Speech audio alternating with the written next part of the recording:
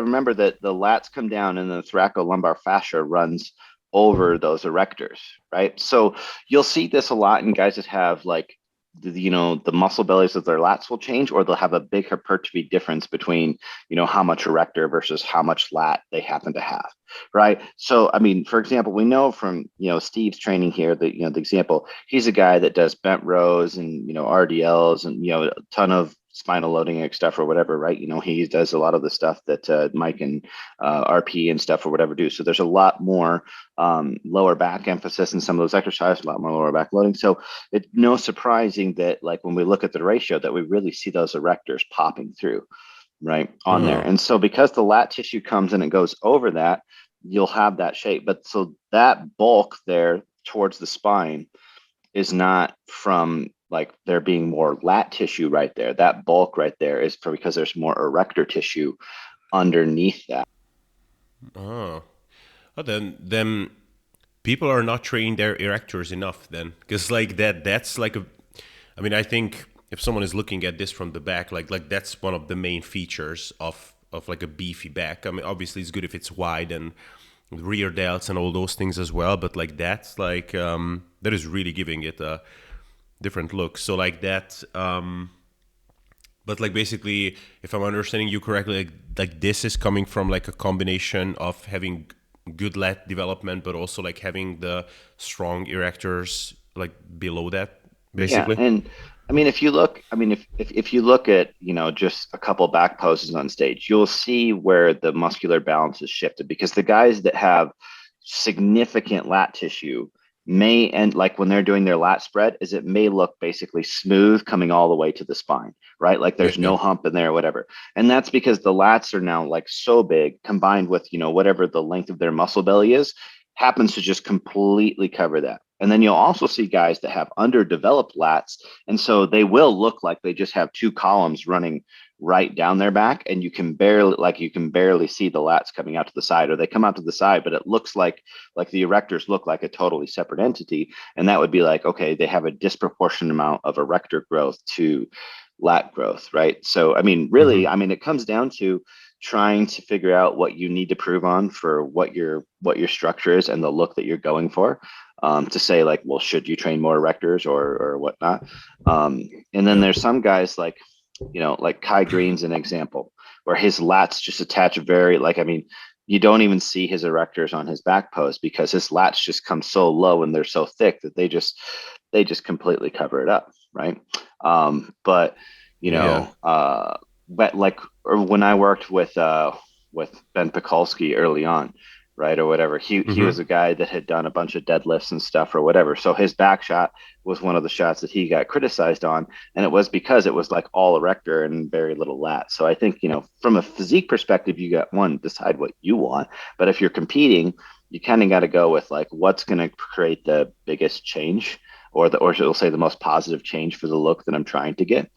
Um, Yeah. I'm actually just looking at Ben Pakulski's back now, if that's him. Uh, is that him? Does that look like Ben Pakulski? yeah, right. I mean, so you Yeah. can see similar, like he's got like that big erectors coming down the middle Yeah. there, Yeah. Yeah. Yeah. right? Yeah.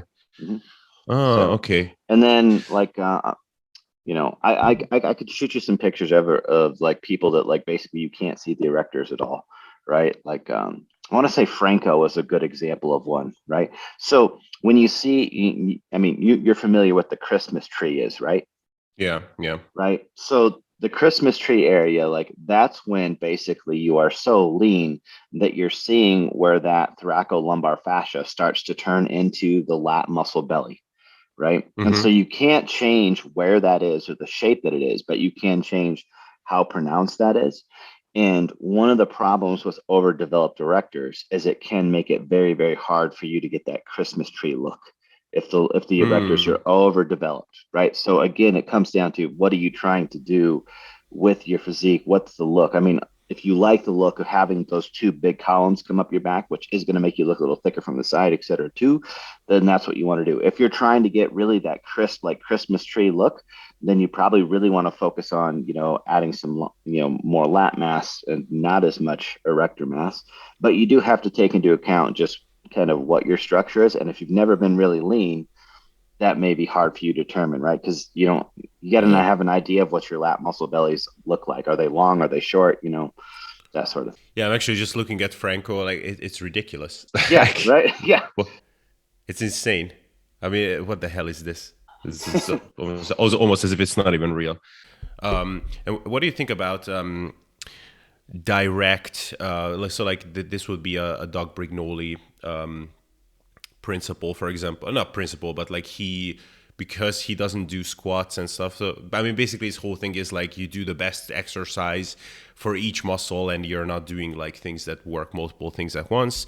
So like he does a lot of not a lot, but so he does do direct erector work, like back extensions and these like hunch over, like then straightening out exercises. Like, what do you think about those? I mean, if your goal is to grow the erectors, doing something that takes them through greater range of motion is going to be a good idea. So, and this is where I really kind of diverge between like, hey, you only need one exercise or whatever. Like that, a lot of times you will like there doesn't a perfect exercise or scenario may not exist, so you're going to have to put multiple pieces together. So, while a back extension exercise may give you a decent amount of range of motion, there is a challenge of loading that, right? Loading it both from a safety perspective and loading it Yeah. both from, a technique perspective. Like it's a challenging thing. Like, I mean, how much can you deadlift, and just have that load statically on your spine versus how much could you flex and extend with? So if you were really trying to grow your erectors, I would say you probably need to have both of those components in, because one of them is going to provide you with a good amount of range of motion and another one's going to provide you with a significant like mechanical challenge, right? And Hmm. both of those are going to be important components for hypertrophy. And there's a lot of scenarios where we just have to accomplish that with two exercises, because we don't have an exercise that goes through an extreme range of motion and is also extremely stable and easy to load, etc. The other thing Yeah. is that when it comes to the erectors, like I know, obviously I know what Doug's exercises are because I've been through the whole thing. But he's doing it in terms of a bilateral, spinal flexion extension.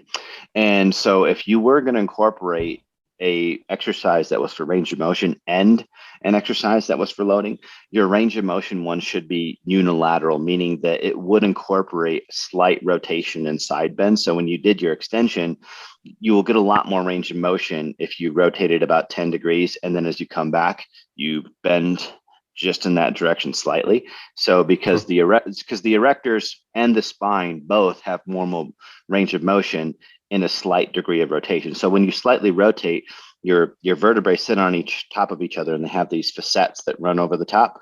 When you rotate, you open up some space for those facets to move a little bit freer. So, and that's why, like, if you can do this just sitting there. Like, if you try and extend your back and you just go like this, you'll get a certain amount of range. But if you rotate 10 degrees and then you try and extend, you'll notice that you get significantly more range just by adding in that Yeah. tiny bit of rotation. You just have to be careful that you don't turn it into a rotating exercise and you're just falling over to the side. It's that you rotate and then you now extend in that plane of your spine. So you're still doing the spinal extension. You're not rotating and then falling Yeah. over to the side, right? But again, that's an exercise where it's going to be challenged to do a ton of load, but you get a ton of range of motion. So my suggestion would be, Hmm. if that's an area you want to improve on, incorporate those range of motion exercises in addition to something that is going to be able to put a lot of load on there. Um, and depending on what other exercises you're doing, you may need nothing else other than what you're doing for legs, right? It may be do the Hmm. range of motion exercises. And then if you're already doing some sort of, pull for legs, and then you also have to add in the fact of like, am I doing any back work that's unsupported and stuff like that? Like that all transfers over to some volume for that tissue as well, right? Yeah. So you may Yeah. not have to add in like, 10 heavy sets of, erectors, a week when, Hmm. two or three may be enough additional volume, right? Yeah. Um, and then to go back to the lats for a second, so I asked you this in the email, but 'cause my question is basically like how much. So like okay, lumbar, thoracic, iliac. Like if you were to set up, like let's say the person has 12 sets, just to have like something that is dividable by three. 12 sets of work for the lats, like, would you generally just divide that by thirds and like, okay, 4 for each, let's say? Or is there some like an area that is kind of giving you a bigger bang for your buck, like visually, if you want to have like the most aesthetic looking back, and improving your lats? So how would you like generally go about that? So let me have you clarify one thing. When you say 12 sets, is that 12 sets per workout or 12 sets for the week? For the week. For the week? Okay. So what I would probably say, if we're limited and you only have 12 sets for the whole week, right? If you're an advanced person, only having 4 of each is not a lot per se.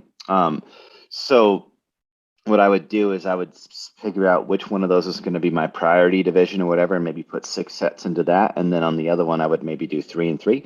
Now, in terms of the look, and by all means, there's a million ways to do this. I'm just throwing out an example here, right? In terms of the look, right? All of the lats, in terms of where they come around the body, like close to the arm, like they all kind of wrapping around and they're over the top of each other. So growing any of them is going to give, a certain amount of like, in the front lat spread is going to be fairly similar. But if you think of it, if you were going for more of a small at the bottom and big up top shape, well, you would want to Mm-hmm. work more of the fibers towards the top, right? And Mm-hmm. then if you were trying to like fill in, like say you come out and you just have no wings, well, then you might say that working the iliac fibers would be a better approach, like biasing it more towards your vertical pulling. If your goal is that you need to fill in the wings, if your goal is that you need to just bring up more of what's up top, then you could do that. But then from the back is where you're probably going to, that's where I would make the decision from, is looking at, a lot of athletes have, we'll say, overdeveloped upper lats and underdeveloped lower lats. And they'll think Mm-hmm. they have high lats, but really they just have underdeveloped lower lats. And that's because, they're doing more row motions or they're leaning back when they're doing their pull downs and stuff like that. And so they've just biased their volume towards those upper fibers, like, a ton in their training. And so my assessment of physiques in general is that most people need to do more iliac lats. But say, I mean, we're talking most of this for you, but say you had a bikini competitor that was coming in and her goal was to have a small waist and like really just have that shoulder girdle. Like, I'm probably not trying to get super jacked iliac lats for the look that Mm. she's going for, right? If anything, she might need some upper lats, and mostly like some of the scapulohumeral muscles, like actually more teres and delts and less lats. Like, and then you get into the physique category, and then it's going to be probably somewhere in between there. And then when you get into bodybuilding, it's like, man, whatever's not huge, make it huge, Yeah, right? yeah, Like, yeah, yeah. And so actually, like a follow up to that, is, so when you ask back, like, okay, so like 12 sets per week or per workout. So like, do you almost view those as like different muscle groups? So like, so like basically, like you wouldn't look at like just the lat, just like you wouldn't look at just the back, but then you have like lats, middle traps, whatever. So like, would you, let's say you're working with a bodybuilder who wants to get huge everywhere, then you would basically assign like a pretty like substantial amount of volume for like each division of the lats, for example. it's somewhere in between, and it depends on which two divisions we're talking about. So for example, and this is what we've been finding, like programming these exercises, is that if we pair the distal division, so say somebody trains iliac today and then tomorrow they wanted to train thoracic, they might have the capacity to do that, or they can tolerate that. Or if they train them both in the same workout, one doesn't seem to affect the performance of the other very much. But when you're training the divisions that are closer together, there's a little bit more overlap. So basically, you're never going to do like all of one and zero of the other, right? But really, when we're talking about volume, we're like, okay, if I'm doing iliac lats, am I doing enough that I'm getting stimulus or fatigue in the other division? And what it tends to be is it's greater in the most adjacent divisions and it's the least in the most, distal divisions, right? So Mhm. one way that I've done that for people that are training twice a week is I might say, okay, well, I will have you train the two distal divisions, so basically the lowest and the highest divisions of the lat on one day, and then do the middle division, knowing that there will be a little bit of overlap going into both on the second day. Is Mm-hmm. is one way of doing that. Now, if somebody had a priority of just one or the other, then I might have one day they prioritize that, and the other day they train the other two or whatever. But I would adjust my volume if if the day they were training the two was that they were overlapping, then I would bring that volume down just a little bit. But if they were training the two distal divisions, I would use a higher amount of volume each, knowing that there wouldn't be as much overlap. Does that make sense? Yeah. Yeah. So Yeah. if I'm doing clavicular and costal pec in the same workout, I train them with volume almost like they're two separate muscles. But if I was doing clavicular and sternal in the same workout, then I would bring that volume down maybe 20%, knowing that there's going to be that overlap. Mm-hmm. Yeah. Actually, what? So when we're looking at so lumbar and iliac, like, is it? So I know that for the iliac, like you like some sort of like that chest supported pull down that you like to do. That's for the iliac, right?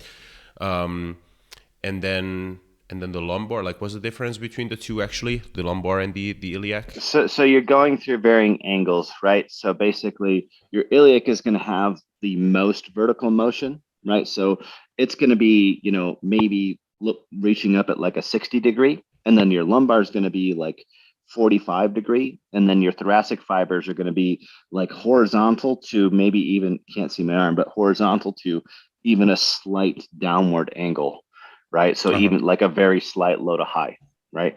And you can think Mm-hmm. of it, it's like a continuum, right? So basically, the closer you are to the end of the thoracic lats, like it will be more bias. But as you start to come up, it would be a mix of some thoracic and some lumbar, and then it would be a little bit more lumbar as you start to come up, and then it would be some lumbar and iliac until you get to the extreme of the other, right? So Yeah.